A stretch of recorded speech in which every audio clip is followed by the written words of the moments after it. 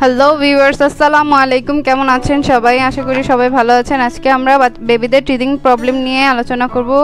মানে নতুন দাঁত ওঠার সাথে সাথে কি কি প্রবলেম মায়েদের ফেস করতে হয় সেটা নিয়ে আজকে আলোচনা করব।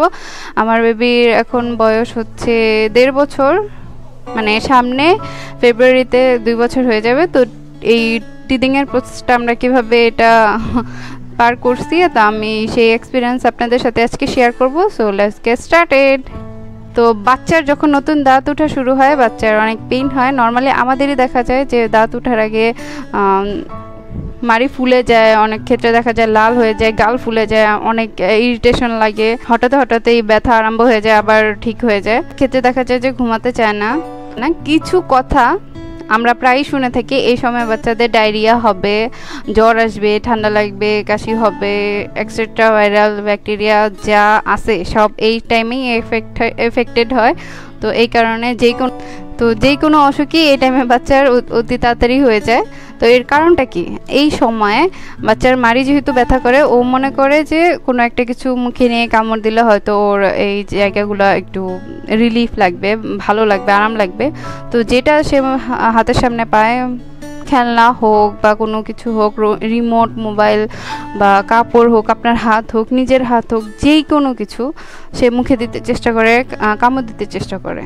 তো সেটা যদি ওয়াশড না থাকে, মানে ভালো করে স্যানিটাইজ করা না থাকে, তো সেই ক্ষেত্রে অনেক প্রবলেম হতে পারে। যেহেতু যে কোনো ব্যাকটেরিয়া যদি তার পেটে চলে যায়, ডায়রিয়া হতে পারে, বা কোনো ব্যাকটেরিয়া বা ভাইরাসের কারণে তার জ্বর আসতে পারে, হাঁচি, ঠান্ডা, কাশি, সর্দি এগুলো হইতে পারে আর কি। তো মেন কারণ হচ্ছে যে সে বিভিন্ন জিনিস মুখে দিচ্ছে, ধরতেছে, নাকে লাগতেছে, ধুলাবালি লাগতেছে, এর কারণে তার এইসব প্রবলেম হয়। তো এটা টিথিংয়ের জন্য না। যখন এরকম বেবি আসবে, আপনাকে কামড় দিতে চাবে বা কিছু, যে হয়তো কোনো কিছু মুখে দিতে চাচ্ছে বা শুধুই কান্না করতেছে, তখন আপনি তো বুঝবেন, যে একটু দেখবেন যে হালকা মাড়িটা ফুলে যাচ্ছে বা লাল হয়ে গেছে। তো অবশ্যই আপনার হাতটা ওয়াশড থাকতে হবে। তো পরিষ্কার করে হাত আপনার আঙ্গুল দিয়ে বাচ্চার মাড়িটাকে হালকা হালকা করে একটু চেপে দিবেন। তো দেখবেন বাচ্চার একটু আরাম লাগতেছে। সে হয়তো একটু কামড়ও দিতে পারে, কারণ সে বুঝবে যে এটা কামড় দিলে হয়তো তার আরাম লাগে, তাই এই কাজটা সে রিপিটেডলি বারবার করে। সেকেন্ডলি যেটা ট্রাই করতে পারেন সেটা হচ্ছে হালকা একটু ভিজা কাপড়, মানে কোনো একটা ক্লিন সুতি একটা কাপড় দিয়ে ওইটাতে হালকা একটু ঠান্ডা পানি ইউজ করতে পারেন, যদি আপনার বেবির ঠান্ডার কোনো প্রবলেম না হয়। নাহলে নর্মাল কোনো পানি দিয়ে সেই কাপড়টাকে ভিজিয়ে হালকা করে মাড়িতে একটু চাপ দিতে পারেন। অথবা এনি কাইন্ড অফ টিদার মার্কেটে পাওয়া যায়, সো ওইটা দিতে পারেন বাচ্চাকে ক্লিন করে, একদম স্যানিটাইজ করে ভালো করে। তো সেটা সে বারবার মুখে দিবে। তো এটা কামড় দিলে মাড়িটা একটু রিলিফ লাগবে।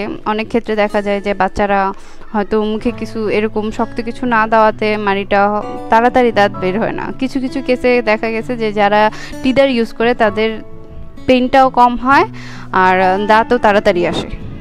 আর হ্যাঁ, এই কারণে যদি কোনো ব্যাকটেরিয়াল প্রবলেম হয়েই যায়, ডায়রিয়া বা অন্য কিছু, তো আমার আরেকটা ভিডিও আছে বাচ্চাদের কান্না করে কেন, তো সেটা দেখতে পারেন। গ্যাসের যে প্রবলেম আছে সেই ভিডিওটাও আপনি দেখতে পারেন, সেটার লিঙ্ক ডিসক্রিপশন বক্সে দিয়ে দেবো, প্লিজ চেক করে নেবেন। আমার চ্যানেলে এরকম বেবি রিলেটেড, প্রেগনেন্সি রিলেটেড আরও অনেক ভিডিও আছে, আপনি চেক করে আসতে পারেন।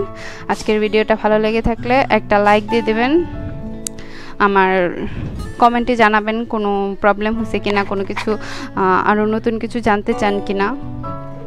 আর ভিডিওটা প্লিজ শেয়ার করবেন, চ্যানেলটাকে সাবস্ক্রাইব করে দিবেন, আর পাশে যে বেল আইকনটা আছে সেটা ক্লিক করে দেবেন। আমি ভিডিও পোস্ট করার সাথে সাথে আমি ভিডিও আপলোড করার সাথে সাথে যাতে আপনি প্রথম দেখতে পান। তো আজকের জন্য এই পর্যন্তই। আল্লাহ হাফেজ।